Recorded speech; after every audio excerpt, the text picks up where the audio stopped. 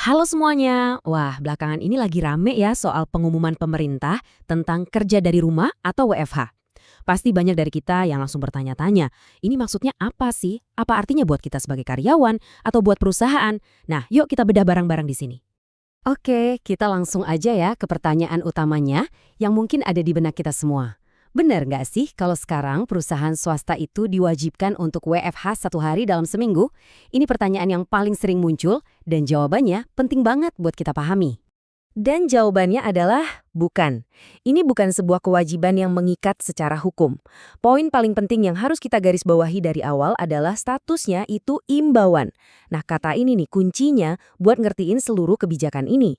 Nah, supaya lebih jelas lagi, kita masuk ke bagian pertama. Apa sih sebenarnya yang dimaksud dengan imbauan pemerintah ini? Kita coba lihat langsung penjelasan dari Menteri Ketenagakerjaan biar gambaran kita utuh. Jadi, imbauan itu apa sih? Gampangnya gini deh. Ini tuh sebuah anjuran atau ajakan, bukan peraturan yang kalau dilanggar bakal ada sanksinya. Artinya, ya pelaksanaannya diserahkan lagi sepenuhnya kebijakan dan pertimbangan tiap-tiap perusahaan. Kalau bukan kewajiban, terus kenapa pemerintah ngeluarin ini? Nah, ini dia bagian yang menarik. Ternyata, fokus utamanya itu bukan semata-mata soal WFH loh, tapi lebih ke inisiatif penghematan energi secara nasional. Yuk kita lihat kenapa rekomendasi ini muncul. Ini dia nih, kutipan langsung dan Menteri Ketenagakerjaan Bapak Yasir Kadriali.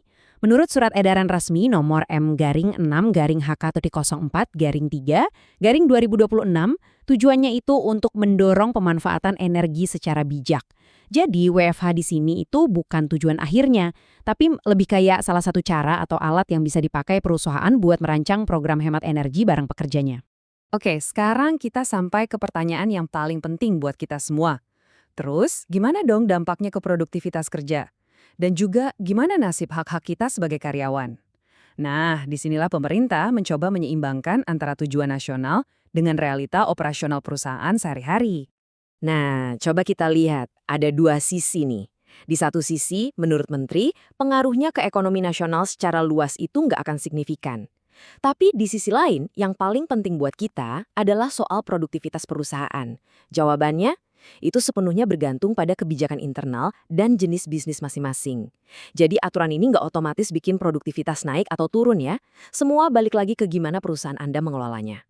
Dan ini informasi yang wajib banget kita semua sebagai pekerja tahu, gimana pun nanti kebijakan WFH yang mungkin diterapkan perusahaan Anda, ingat ya, hak-hak fundamental kita sebagai karyawan itu tetap terlindungi. Surat edaran itu dengan tegas menyatakan kalau perusahaan tetap wajib memberikan hak ini. Apa aja? Gaji penuh tanpa potongan, hak cuti tahunan yang nggak boleh hangus atau berkurang, dan tentu saja hak-hak lain yang memang sudah diatur di perusahaan Anda dan peraturan yang ada. Tapi tunggu dulu. Penting juga buat kita tahu kalau imbauan ini tuh nggak berlaku buat semua orang. Ada beberapa sektor kunci yang dikecualikan karena ya sifat pekerjaannya memang nggak memungkinkan untuk WFH. Siapa aja mereka? Ini dia daftarnya. Sektor-sektor vital seperti energi, kesehatan, infrastruktur, pelayanan publik, retail, industri, sampai keuangan dan transportasi dikecualikan dari imbauan ini. Tentu saja ini masuk akal banget ya, karena mereka ini kan tulang punggung operasional negara yang harus jalan terus. Jadi, apa kesimpulan dari semua ini? Kalau kita lihat gambaran besarnya, ini bukan sekedar kebijakan sementara buat hemat energi. Ini bisa kita lihat sebagai sebuah sinyal tentang masa depan cara kita bekerja yang lebih fleksibel. Pesan intinya tuh sebenarnya ini. Menteri Ketenagakerjaan melihat ini sebagai sebuah momentum, sebuah kesempatan bagi kita semua buat beradaptasi dengan pola kerja baru yang bisa jadi jauh lebih efisien di masa depan. Bukan cuma soal hemat listrik di kantor, tapi soal gimana kita bisa ningkatin kualitas dan efektivitas kerja secara keseluruhan. Jadi, rangkumannya gimana? Imbauan ini sebenarnya adalah sebuah pemicu, sebuah pertanyaan buat setiap perusahaan untuk ngaca ke dalam dan bertanya, sistem kerja kita udah efisien belum?